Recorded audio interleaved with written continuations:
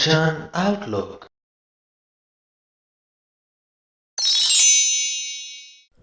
ਸ਼ਲੋਕ ਮਹਿਲਾ ਪੰਚਵਾਂ। ਗੁਰੂ ਨਾਨਕ ਹਰਿ ਨਾਮ ਦਿਰੜਾਇਆ, ਭੰਨਣ ਘੜਨ ਸਮਰੱਥ।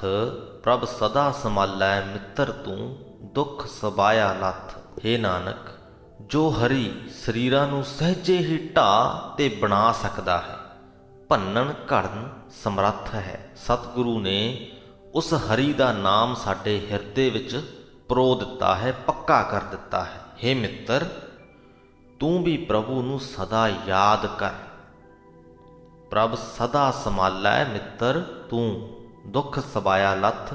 ਤਾਂ ਕਿ ਤੇਰਾ ਵੀ ਸਾਰਾ ਦੁੱਖ ਲੈ ਜਾਏ, ਲੱਥ ਜਾਏ। ਮਹਿਲਾ ਪੰਜਵਾਂ। ਖੁਦਿਆਵੰਤ ਨਾ ਜਾਣਈ, ਲਾਜ ਕੁਲਾਜ ਕਬੋਲ। ਨਾਨਕ ਮੰਗੈ ਨਾਮ ਹਰ, ਕਰ ਕਿਰਪਾ ਸੰਜੋਗ। ਖੁਦਿਆਵੰਤ ਤੋਂ ਭਾਵ ਭੁੱਖਾ। ਜੋ ਇਨਸਾਨ ਭੁੱਖਾ ਹੋਏ, ਉਹਨੂੰ ਕੋਈ ਚੰਗਾ ਬੋਲ ਜਾਏ, ਮੰਦਾ ਬੋਲ ਜਾਏ, ਉਹਦਾ ਕੋਈ ਆਦਰ ਕਰ ਜਾਏ, ਉਹਦਾ ਕੋਈ ਨਿਰਾਦਰ ਕਰ ਜਾਏ, ਇਸ ਗੱਲ ਦੀ ਉਹ ਇਨਸਾਨ ਪਰਵਾਹ ਨਹੀਂ ਕਰਦਾ।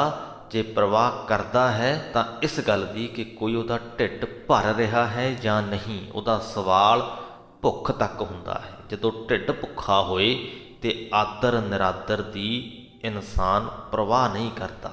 ਗੁਰੂ ਜੀ ਕਹਿੰਦੇ, ਨਾਨਕ ਮੰਗੈ ਨਾਮ ਹਰ, ਕਰ ਕਿਰਪਾ ਸੰਜੋਗ। ਗੁਰੂ ਜੀ ਕਹਿੰਦੇ ਕਿ ਮੈਨੂੰ ਵੀ ਕਿਸੇ ਹੋਰ ਗੱਲ ਦੀ ਪਰਵਾਹ ਨਹੀਂ। ਹੇ ਹਰੀ, ਨਾਨਕ ਵੀ ਤੇਰਾ ਨਾਮ ਮੰਗਦਾ ਹੈ। ਮੈਨੂੰ ਬਸ ਨਾਮ ਮਿਲ ਜਾਏ, ਹੋਰ ਕੁਝ ਮਿਲੇ ਜਾਂ ਨਾ ਮਿਲੇ ਮੈਨੂੰ ਕੋਈ ਪਰਵਾਹ ਨਹੀਂ। ਤੂੰ ਮੇਰੇ ਤੇ ਮਿਹਰ ਕਰ ਤੇ ਮੈਨੂੰ ਆਪਣਾ ਮਿਲਾਪ ਬਖਸ਼। ਪੌੜੀ।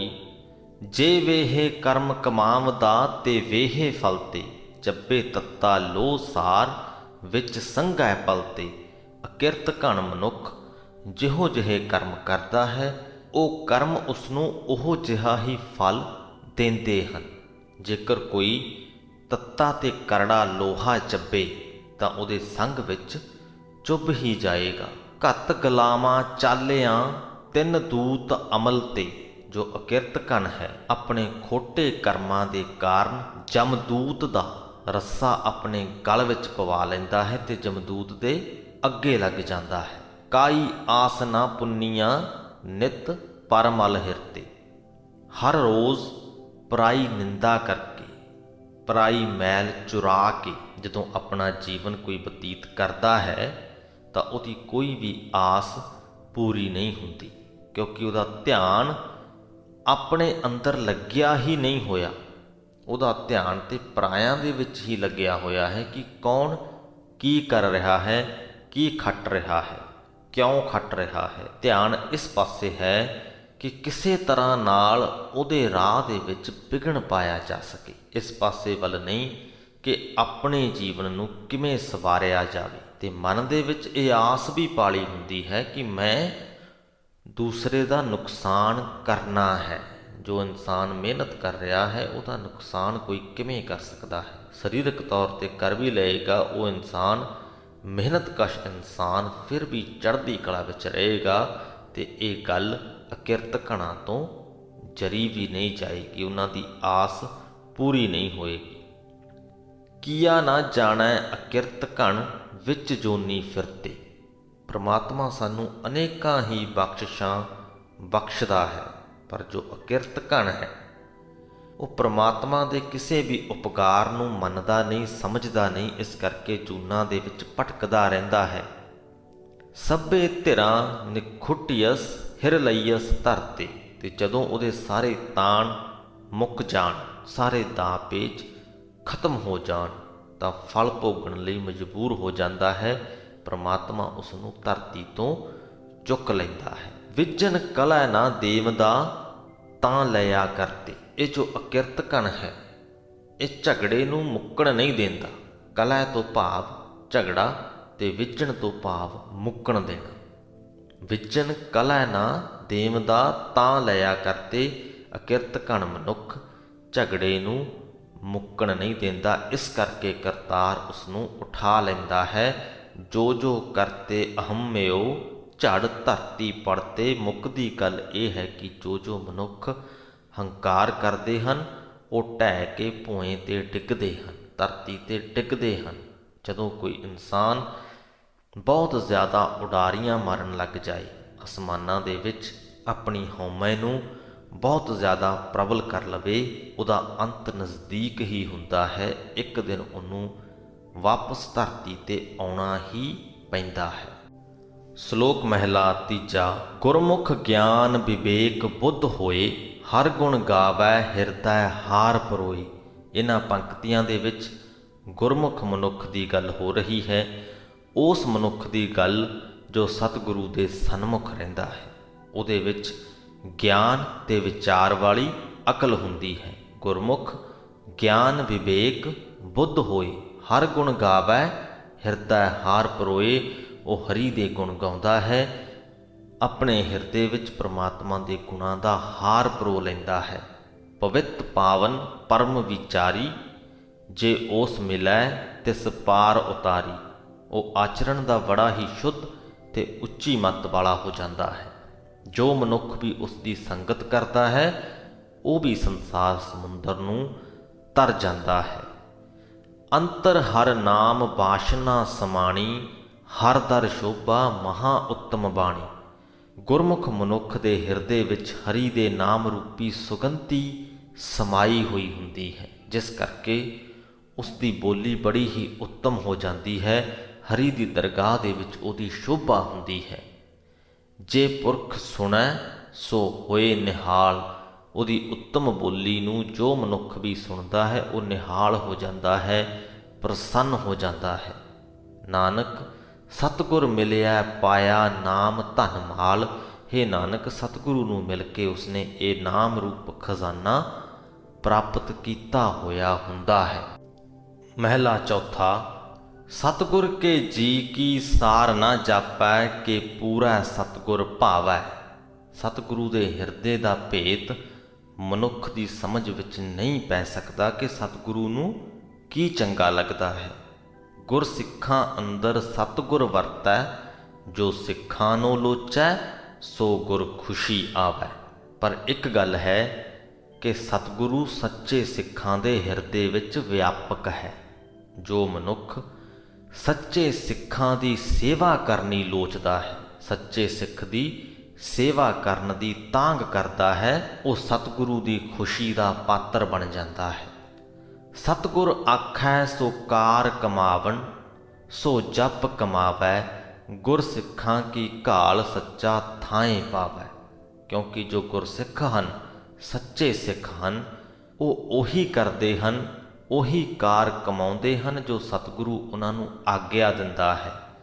ਉਹੀ ਭਜਨ ਕਰਦੇ ਹਨ ਜੋ ਸਤਿਗੁਰੂ ਉਹਨਾਂ ਨੂੰ ਕਰਨ ਦੇ ਲਈ ਪ੍ਰੇਰਦਾ ਹੈ। ਇਸੇ ਕਰਕੇ ਸੱਚਾ ਪ੍ਰਭੂ ਸਿੱਖਾਂ ਦੀ ਮਿਹਨਤ ਥਾਂਏ ਵੀ ਪਾ ਲੈਂਦਾ ਹੈ, ਕਬੂਲ ਵੀ ਕਰਦਾ ਹੈ। ਬਿਨ ਸਤਿਗੁਰ ਕੇ ਹੁਕਮੈ, ਜੇ ਗੁਰਸਿੱਖਾਂ ਪਾਸੋਂ ਕੰਮ ਕਰਾਇਆ ਲੋੜੇ, ਤਿਸ ਗੁਰਸਿੱਖ ਫਿਰ ਨੇੜ ਨਾ ਆਵੈ। ਜੋ ਮਨੁੱਖ ਸਤਿਗੁਰੂ ਦੀ ਇੱਛਾ ਦੇ ਵਿਰੁੱਧ, ਸਤਿਗੁਰੂ ਦੇ ਹੁਕਮ ਦੇ ਖਿਲਾਫ ਗੁਰਸਿੱਖਾਂ ਪਾਸੋਂ ਕੰਮ ਕਰਾਉਣਾ ਚਾਹੇ, ਗੁਰੂ ਦਾ ਸਿੱਖ ਫਿਰ ਉਸ ਦੇ ਨੇੜੇ ਨਹੀਂ ਟੁਕਦਾ। ਗੁਰ ਸਤਿਗੁਰ ਅੱਗੇ ਕੋ ਜੀਉ ਲਾਏ ਘਾਲੈ, ਤਿਸ ਅੱਗੇ ਗੁਰਸਿੱਖ ਕਾਰ ਕਮਾਵੈ। ਪਰ ਜੋ ਮਨੁੱਖ ਸਤਿਗੁਰੂ ਦੀ ਹਜ਼ੂਰੀ ਵਿੱਚ ਚਿੱਤ ਜੋੜ ਕੇ ਸੇਵਾ ਦੀ ਘਾਲ ਘਾਲੇ, ਗੁਰਸਿੱਖ ਉਸ ਦੀ ਕਾਰ ਕਮਾਉਂਦਾ ਹੈ। ਜੇ ਠੱਗੀ ਆਵੈ ਠੱਗੀ ਉੱਠ ਜਾਏ, ਤਿਸ ਨੇੜੇ ਗੁਰਸਿੱਖ ਮੂਲ ਨਾ ਆਵੈ। ਜੋ ਮਨੁੱਖ ਫਰੇਬ ਕਰਨ ਆਉਂਦਾ ਹੈ ਤੇ ਫਰੇਬ ਦੇ ਖਿਆਲ ਵਿੱਚ ਚਲਾ ਜਾਂਦਾ ਹੈ, ਉਸ ਦੇ ਨੇੜੇ ਗੁਰੂ ਕਾ ਸਿੱਖ ਉੱਕਾ ਹੀ ਨਹੀਂ ਆਉਂਦਾ। ਇਸ ਵਾਲੀ ਪੰਕਤੀ 'ਤੇ ਅਸੀਂ ਥੋੜ੍ਹੀ ਗੱਲ ਕਰਨੀ ਚਾਹਾਂਗੇ।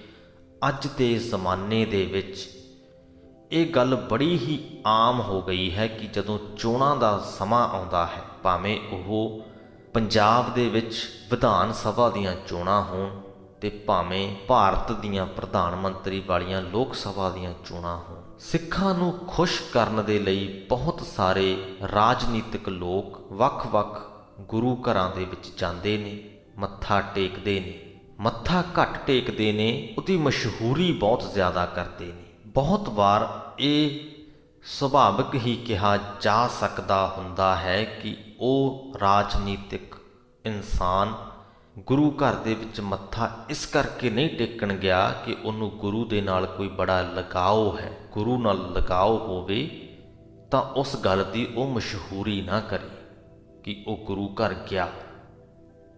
ਅਸਲ ਦੇ ਵਿੱਚ ਕਾਰਨ ਇਹੀ ਹੁੰਦਾ ਹੈ ਕਿ ਉਹ ਦਿਖਾਉਣਾ ਚਾਹੁੰਦੇ ਨੇ ਲੋਕਾਂ ਨੂੰ ਕਿ ਅਸੀਂ ਗੁਰੂ ਨੂੰ ਬਹੁਤ ਪਿਆਰ ਕਰਦੇ ਹਾਂ, ਅਸੀਂ ਸਿੱਖ ਧਰਮ ਨੂੰ ਬਹੁਤ ਪਿਆਰ ਕਰਦੇ ਹਾਂ। ਮਨ ਦੇ ਵਿੱਚ ਉਹਨਾਂ ਦੇ ਠੱਗੀ ਹੁੰਦੀ ਹੈ, ਲੋਕਾਂ ਨੂੰ ਠੱਗ ਕੇ ਵੋਟਾਂ ਵਸੂਲਣੀਆਂ ਚਾਹੁੰਦੇ ਹੁੰਦੇ ਨੇ। ਪਰ ਤਰਾਸਦੀ ਦੀ ਗੱਲ ਇਹ ਹੈ ਕਿ ਇੱਥੇ ਗੁਰੂ ਸਾਹਿਬ ਨੇ ਕਿਹਾ ਹੈ ਕਿ ਗੁਰਸਿੱਖ ਅਜਿਹੇ ਲੋਕਾਂ ਦੇ ਨੇੜੇ ਨਹੀਂ ਟੁੱਕਦੇ। ਪਰ ਅੱਜ ਗੁਰਸਿੱਖ ਲਿਬਾਸ ਦੇ ਵਿੱਚ ਬਹੁਤ ਸਾਰੇ ਲੋਕ ਅਜਿਹੇ ਠੱਗਾਂ ਦੇ ਨੇੜੇ ਟੁੱਕਦੇ ਵੀ ਨਹੀਂ। ਜਾਂ ਤੇ ਉਹ ਗੁਰਸਿੱਖ ਨਹੀਂ, ਜਾਂ ਫਿਰ ਉਹ ਉਹਨਾਂ ਠੱਗਾਂ ਦੀ ਪਛਾਣ ਨਹੀਂ ਕਰ ਪਾ ਰਹੇ। ਕੋਈ ਨਾ ਕੋਈ ਕਮੀ ਤੇ ਜ਼ਰੂਰ ਹੈ। ਅੱਗੇ ਚੱਲਦੇ ਹਾਂ। ਬ੍ਰਹਮ ਵਿਚਾਰ ਨਾਨਕ ਆਖ ਸੁਣਾਵੈ, ਜੇ ਵਿਣ ਸਤਿਗੁਰ ਕਾ ਮਨ ਮੰਨੇ ਕੰਮ ਕਰਾਈ, ਸੋ ਜੰਤ ਮਹਾ ਦੁਖ ਪਾਵੈ। ਨਾਨਕ ਆਖ ਕੇ ਸੁਣਾਉਂਦਾ ਹੈ, ਨਿਰੋਲ ਸੱਚੀ ਵਿਚਾਰ ਦੀ ਗੱਲ ਹੈ, ਬ੍ਰਹਮ ਵਿਚਾਰ ਹੈ। ਸਤਿਗੁਰੂ ਦਾ ਮਨ ਪਤੀਜਣ ਤੋਂ ਬਿਨਾਂ, ਸਤਿਗੁਰੂ ਦੇ ਹੁਕਮ ਦੇ ਵਿਰੁੱਧ ਜੋ ਮਨੁੱਖ ਠੱਗੀ ਆਦਿਕ ਕੰਮ ਗੁਰਸਿੱਖਾਂ ਪਾਸੋਂ ਕਰਵਾਉਂਦਾ ਹੈ, ਉਹ ਬੜਾ ਦੁੱਖ ਪਾਉਂਦਾ ਹੈ, ਬੜੇ ਹੀ ਦੁੱਖ ਦਾ ਭਾਗੀ ਹੋ ਜਾਂਦਾ ਹੈ। ਪੌੜੀ। ਤੂੰ ਸੱਚਾ ਸਾਹਿਬ ਅਤ ਵੱਡਾ, ਤੁਹੇ ਜੇਵੜ ਤੂੰ ਵੱਡ ਵੱਡੇ, ਜਿਸ ਤੂੰ ਮੇਲੈ ਸੋ ਤੁਧ ਮਿਲੈ, ਤੂੰ ਆਪੇ ਬਖਸ਼ ਲਹਿ ਲੇਖਾਂ ਛੱਡੇ। ਹੇ ਵੱਡਿਆਂ ਤੋਂ ਵੱਡੇ, ਤੂੰ ਸੱਚਾ ਮਾਲਕ ਤੇ ਬੜਾ ਵੱਡਾ ਹੈ। ਤੇਰੇ ਜਿੱਡਾ ਵੱਡਾ ਤੂੰ ਆਪ ਹੀ ਹੈ, ਹੋਰ ਕੋਈ ਤੇਰੇ ਬਰਾਬਰ ਦਾ ਨਹੀਂ। ਜਿਸ ਮਨੁੱਖ ਤੇ ਤੇਰੀ ਮਿਹਰ ਹੋਵੇ, ਜਿਸ ਨੂੰ ਤੂੰ ਆਪਣੇ ਨਾਲ ਮਿਲਾਵੇਂ, ਉਹੀ ਮਨੁੱਖ ਤੈਨੂੰ ਮਿਲਦਾ ਹੈ, ਜਿਸ ਦਾ ਲੇਖਾ ਛੱਡ ਕੇ ਤੂੰ ਆਪ ਬਖਸ਼ ਲਵੇਂ। ਭਾਵ ਇਹ ਹੈ ਕਿ ਜੋ ਗੁਨਾਹਗਾਰ ਹਨ, ਜਿਨ੍ਹਾਂ ਦੇ ਗੁਨਾਹ ਪ੍ਰਮਾਤਮਾ ਨੇ ਨਹੀਂ ਬਖਸ਼ੇ, ਉਹ ਪ੍ਰਮਾਤਮਾ ਤੋਂ ਦੂਰ ਮਨਮੁਖ ਹੋ ਕੇ ਆਪਣਾ ਜੀਵਨ ਬਿਤਾਉਂਦੇ ਹਨ। ਜਿਨ੍ਹਾਂ ਦੇ ਗੁਨਾਹਾਂ ਨੂੰ ਪ੍ਰਮਾਤਮਾ ਬਖਸ਼ ਲੈਂਦਾ ਹੈ, ਉਹਨਾਂ ਨੂੰ ਆਪਣੇ ਨਾਲ ਜੋੜ ਲੈਂਦਾ ਹੈ ਤੇ ਉਹ ਗੁਰਮੁਖ ਹੋ ਕੇ ਆਪਣਾ ਜੀਵਨ ਬਤੀਤ ਕਰਦੇ ਹਨ। ਜਿਸ ਨੂੰ ਤੂੰ ਆਪ ਮਿਲਾਏਂਦਾ, ਸੋ ਸਤਿਗੁਰ ਸੇਵੇ ਮਨ ਗੱਡ ਗੱਡੇ। ਜਿਸ ਨੂੰ ਤੂੰ ਆਪ ਮਿਲਾਉਂਦਾ ਹੈ, ਉਹ ਹੀ ਮਨ ਗੱਡ ਕੇ ਪੂਰੀ ਸ਼ਰਧਾ ਦੇ ਨਾਲ ਸਤਿਗੁਰੂ ਦੀ ਸੇਵਾ ਕਰਦਾ ਹੈ। ਤੂੰ ਸੱਚਾ ਸਾਹਿਬ ਸੱਚ ਤੂੰ, ਸਭ ਜੀਓ ਪਿੰਡ ਚੰਮ ਤੇਰਾ ਹੱਡੇ। ਤੂੰ ਸੱਚਾ ਮਾਲਕ ਹੈ, ਸਦਾ ਥਿਰ ਰਹਿਣ ਵਾਲਾ ਹੈ, ਜੀਵਾਂ ਦਾ ਸਭ ਕੁਝ ਹੀ, ਜਿੰਦ ਵੀ, ਸਰੀਰ ਵੀ, ਚੰਮ ਵੀ, ਹੱਡ ਵੀ ਤੇਰਾ ਹੀ ਬਖਸ਼ਿਆ ਹੋਇਆ ਹੈ। ਜਿਉ ਭਾਵੈ ਤਿਉ ਰੱਖ ਤੂੰ ਸੱਚਿਆ, ਨਾਨਕ ਮਨ ਆਸ ਤੇਰੀ ਵੱਡ ਵੱਡੇ ਸ਼ੁੱਧ। ਹੇ ਵੱਡਿਆਂ ਤੋਂ ਵੱਡੇ ਸੱਚੇ ਪ੍ਰਭੂ, ਜਿਵੇਂ ਤੈਨੂੰ ਭਾਵੇ ਤਿਵੇਂ ਹੀ ਸਾਨੂੰ ਰੱਖ ਲੈ। ਨਾਨਕ ਦੇ ਮਨ ਵਿੱਚ ਤੇਰੀ ਹੀ ਆਸ ਹੈ। ਸੋ ਇਸ ਦੇ ਨਾਲ ਹੀ ਸ੍ਰੀ ਗੁਰੂ ਗ੍ਰੰਥ ਸਾਹਿਬ ਜੀ ਦੇ 317ਵੇਂ ਅੰਗ ਦੀ ਬਾਣੀ ਦੀ ਵਿਆਖਿਆ ਦੀ ਸਮਾਪਤੀ ਹੁੰਦੀ ਹੈ ਜੀ। ਅੱਜ ਦੀ ਬਾਣੀ ਦੇ ਵਿੱਚ ਵੀ ਸਾਨੂੰ ਉਸ ਪ੍ਰਮਾਤਮਾ ਦੀ ਸਿਫਤ ਸਲਾਹ ਸੁਣਨ ਨੂੰ ਮਿਲੀ, ਕਿਸ ਪ੍ਰਕਾਰ ਉਹ ਪ੍ਰਮਾਤਮਾ ਸਾਰੇ ਹੀ ਸਰੀਰਾਂ ਨੂੰ ਭੰਨਣ ਅਤੇ ਘੜਨ ਦੇ ਸਮਰੱਥ ਹੈ। ਜਦ ਉਹਦਾ ਦਿਲ ਕਰੇ ਸਰੀਰ ਬਣਾ ਦਿੰਦਾ ਹੈ, ਦਿਲ ਕਰੇ ਤੇ ਕਿਸੇ ਦਾ ਸਰੀਰ ਢਾਹ ਦਿੰਦਾ ਹੈ। ਜਨਮ ਤੇ ਮੌਤ ਦਾ ਇਹ ਸਿਲਸਿਲਾ ਇਸ ਜਗਤ ਦੇ ਵਿੱਚ ਨਿਰੰਤਰ ਚੱਲਦਾ ਰਹਿੰਦਾ ਹੈ।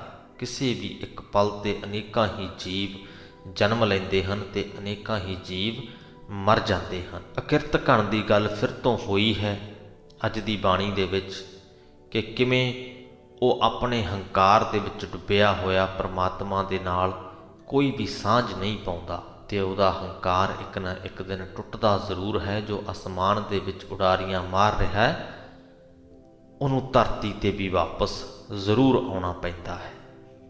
ਪ੍ਰਮਾਤਮਾ ਦਾ ਨਿਆਂ ਇਸ ਪ੍ਰਕਾਰ ਦਾ ਹੀ ਹੈ। ਇੱਕ ਹੋਰ ਸਿੱਖਿਆ ਜੋ ਅੱਜ ਦੀ ਬਾਣੀ ਦੇ ਵਿੱਚੋਂ ਸਾਨੂੰ ਮਿਲੀ ਹੈ ਕਿ ਗੁਰੂ ਦੀ ਆਗਿਆ ਦੇ ਵਿਰੁੱਧ ਜਾ ਕੇ ਜੇਕਰ ਕੋਈ ਸਿੱਖਾਂ ਤੋਂ ਕੰਮ ਕਰਵਾਉਂਦਾ ਹੈ, ਕਿਸੇ ਵੀ ਪ੍ਰਕਾਰ ਦਾ ਕਾਰਜ ਕਰਵਾਉਂਦਾ ਹੈ, ਤਾਂ ਉਹ ਬਹੁਤ ਵੱਡਾ ਪਾਪ ਕਮਾ ਰਿਹਾ ਹੈ। ਜ਼ਿਆਦਾਤਰ ਸਿੱਖ, ਖਾਸ ਕਰ ਜੋ ਗੁਰੂ ਦੇ ਸੱਚੇ ਸਿੱਖ ਹਨ, ਉਹ ਅਜਿਹੇ ਠੱਗਾਂ ਨੂੰ ਜ਼ਰੂਰ ਪਛਾਣ ਲੈਂਦੇ ਹਨ ਤੇ ਇਹਨਾਂ ਦੇ ਨੇੜੇ ਵੀ ਨਹੀਂ ਟੁੱਕਦੇ ਤੇ ਅਖੀਰ ਵੱਲ ਨੂੰ ਉਸ ਪ੍ਰਮਾਤਮਾ ਦੀ ਵਡਮੁੱਲਤਾ ਦਾ ਜ਼ਿਕਰ ਕਰਦੇ ਹੋਏ ਗੁਰੂ ਜੀ ਕਹਿੰਦੇ ਹਨ ਕਿ ਹੇ ਪ੍ਰਮਾਤਮਾ, ਆਪਣੇ ਨਾਲ ਮਨੁੱਖ ਨੂੰ ਮਿਲਾਉਣ ਵਾਲਾ ਤੂੰ ਆਪ ਹੀ ਹੈ। ਇਹਨਾਂ ਸਾਰੀਆਂ ਸਿੱਖਿਆਵਾਂ ਦੇ ਨਾਲ ਹੀ ਅੱਜ ਦੀ ਵੀਡੀਓ ਦੀ ਸਮਾਪਤੀ ਕਰਦੇ ਹਾਂ ਜੀ। ਵਾਹਿਗੁਰੂ ਜੀ ਕਾ ਖਾਲਸਾ, ਵਾਹਿਗੁਰੂ ਜੀ ਕੀ ਫਤਿਹ।